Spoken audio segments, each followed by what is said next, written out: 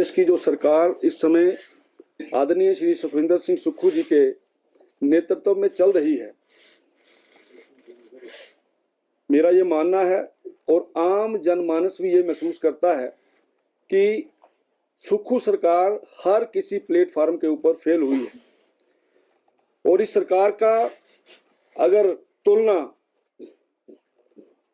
पाकिस्तान में जिस प्रकार से आप दूरदर्शन के ऊपर, टेलीविजन के ऊपर देखते हैं कि किस प्रकार से झूठी खबरें फैलाता है, झूठी बातें करता है, जिसको आम जनमानस मानता है, उसी प्रकार से हिमाचल प्रदेश के अंदर भी आज परिस्थितियां इसी प्रकार की बनी हुई हैं।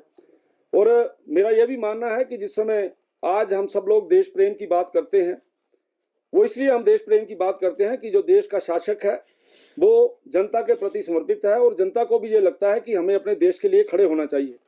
लेकिन जिस प्रकार का वातावरण हिमाचल प्रदेश के अंदर बना है, जिस प्रकार की बातें हिमाचल प्रदेश में देखने को मिलती हैं, मुझे लगता है व्यक्ति का अपने प्रदेश के प्रति मोह भी जो है वो कम हो रहा है। उसको ऐसा लगता है कि ये जो सरकार काम कर रही है, ये सरकार जो काम कर रही है उस वो आम व्यक्ति के विरोध में है। और उसी के संदर्भ में मैं कुछ बातें आपके बीच में रखना चाहता हूं। हिमाचल प्रदेश सरकार ने ये कहा है कि हम बीपीएल का नया सर्वे करवाएंगे और उसके लिए जो कंडीशंस रखी हैं उसमें यह बोला गया है कि जिसकी आय 50,000 से कम होती है उसको हम बीपीएल के सर्वे में लेना चाहते हैं। बीपीएल में उसका चयन होगा। और आपके ध्यान में रहे कि पूरे हिमाचल प्रदेश के अंदर जो व्यक्ति बीपीएल में नहीं है, उस व्यक्ति की आय 50,000 से कम ना तो विभाग लिख रहा है, ना पटवारी लिख रहा है, ना प्रधान लिख रहा है। वो कहते हैं पहले आप बीपीएल में होंगे तभी आपकी आय जो है वो 50,000 से कम लिखी जाएगी। तो इस प्रकार का तुगलकी फरमान जो सुखविंदर सिंह सुक्खू जी की सरकार ने दिया है, मुझे लगता है उनके ध्यान में यह विषय है या नहीं है, क्योंकि ये पर्टिकुलर डिपार्टमेंट ने इसको सारे को किया है। मुझे लगता है इसकी तरफ ध्यान देना चाहिए। पहले ये बोला गया था कि हमारे समय में 2 हेक्टेयर भूमि जो है वो पात्र व्यक्ति के पास होनी चाहिए, उस भूमि को भी 1 हेक्टेयर कर दिया। पहले जो होता था, अभी किसी व्यक्ति ने एक मकान बनाया हुआ है किसी स्कीम के अंतर्गत, उस व्यक्ति को भी अब बीपीएल में नहीं लिया जाएगा। और पिछली जयराम ठाकुर जी की सरकार में अगर किसी के पास कोई बड़ा मकान है उसको हम बीपीएल के दायरे से बाहर रखते थे। मुझे ऐसा लगता है कि इस प्रकार के जो तुगलकी फरमान है इसके ऊपर सरकार को ध्यान देना चाहिए।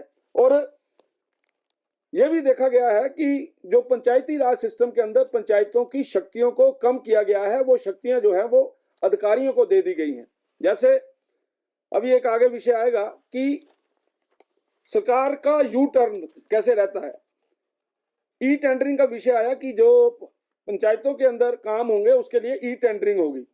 जिस समय इन्होंने देखा कि ये तो मूर्खों वाला फरमान हमने कर दिया है, तो इन्होंने ई टेंडरिंग के बाद इन्होंने बोला कि ये वीडियो करेगा टेंडरिंग। प्रधान उसके ऊपर खूब भटके, तो जिस समय प्रधान भटके तो उन्होंने अब दोबारा से प्रधानों को वो शक्तियां दे दी हैं। लेकिन आपके ध्यान में रहे कि अब भी जो वीडियो है वो आपके, ये बंद करो यार, ये क्या लगाया है, बीच में आवाज आ रही है, करो, कंटिन्यू करो। और ये जो ई टेंडरिंग वाले विषय में बोल रहा हूं, आज भी जो बीडीओ ऑफिस है वो बीडीओ ऑफिस, जो टाइलें लगाई जाएंगी वो बीडीओ ऑफिस देखेगा। इससे शरेआम पता लगता है कि कोई ना कोई भ्रष्टाचार हो रहा है, कोई ना कोई तालमेल हो रहा है, किसी ना किसी तरीके से अपने व्यक्तियों को खुश करने के लिए इस प्रकार का काम किया जा रहा है। जिला परिषद के जो कर्मचारी इन्होंने रखे हैं, चुनाव के दिनों में तो आदरणीय सुखविंदर सिंह सुक्खू जी ने ये बोला था कि ये तो बड़ी छोटी डिमांड है, आपको मर्ज करना चाहिए। लेकिन आपके ध्यान में रहे कि सितंबर 2022 से जिला परिषद कैडर के कर्मचारियों का नियमितीकरण नहीं हुआ है। उनका जो डीए है वो भी फ्रीज कर दिया गया है। ये जो सरकार बोलती थी कि हम सब वर्गों का ध्यान रखेंगे, आज स्थिति ये है कि ग्राम केंद्र सेवक, सिलाई अध्यापक, पंचायत चौकीदार, इनका जो मानदेय है वो पिछले 5 महीनों से नहीं मिला है। और आपके ध्यान में यह भी आया होगा कि एक नोटिफिकेशन सरकार ने जारी की है कि जितनी भी अनस्पेंड मनी है उसको वापस किया जाए। सरकार की हालत कितनी खराब है। मैं तो ये चाहता हूं, मेरा आपके चैनलों के माध्यम से जो एक निवेदन रहेगा इस सरकार को कि ये सरकार अच्छे अच्छे जो चौक हैं जहां पे भारी भीड़ रहती है वहां कटोरा लेके बैठे मंत्री और मुख्यमंत्री, ताकि वहां से जो पैसा जो है वो इकट्ठा कर सके। इनकी हालत ये है कि जितनी अनस्पेंड मनी है। और एक इसमें विषय इतना इंटरेस्टिंग है कि पंचायतों के पास केवल और केवल आय संपत्ति का साधन होता है, वो 15-20 हजार रुपया बनता है। उसके अलावा ये जो विकास के काम है, इनके ऊपर जो ब्याज मिलता है, वो जो पैसा है वो पंचायतों के जो पंचायती राज सिस्टम है उसमें उनका मदद होती है। लेकिन आपके ध्यान में रहे कि पिछले वर्ष पंचायतों ने प्रत्येक पंचायत से 25-25 हजार रुपया हर पंचायत से नल मित्रों की ट्रेनिंग के लिए लिया गया। और आपके जिला कांगड़ा में कांगड़ा वैली महोत्सव हुआ है, उस कांगड़ा वैली महोत्सव के लिए भी 3200 रुपए की अगुवाई पर पंचायत की गई है। ये हालत इन पंचायतों की है।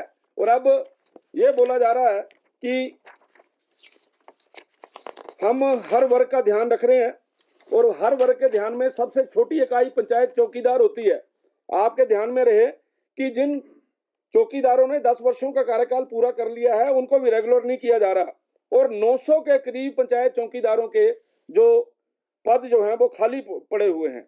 और आम जनमानस कैसे दुखी है, अभी आपके ध्यान में होगा, ये एक प्रेस में बोला गया था कि पानी के जो बिल हैं वो नहीं लिए जाएंगे। और आपके अब ध्यान में रहे पंचायतों को अब ये पानी के बिल जो है सरकार ने आदेश किए हैं कि प्रत्येक परिवार से 100 रुपये प्रति माह पानी का बिल जो है वो वसूल किया जाए। और वसूल करने के लिए किसको अधिकृत किया गया है? पंचायत के प्रधानों को अधिकृत किया गया है। उसके कारण से प्रधान बड़े परेशान है, क्योंकि लोगों को ये लग रहा है कि ये प्रधान अपनी मर्जी से कर रहा है और उनको आगे चुनाव लड़ने की पड़ी हुई है कि चुनाव कैसे लड़ा जाएगा। ये परिस्थिति इस समय है। इसी तरीके से हमसे जुड़े रहने के लिए हमारे YouTube चैनल को सब्सक्राइब करें और नई वीडियो की नोटिफिकेशन के लिए बेल आइकॉन को दबाएं। अगर आप ये वीडियो Facebook पर देख रहे हैं तो लाइक जरूर करें और ज्यादा से ज्यादा शेयर करें। इसी तरह के और भी अपडेट्स के लिए फॉलो करें हमारा Instagram पेज himachal.k3।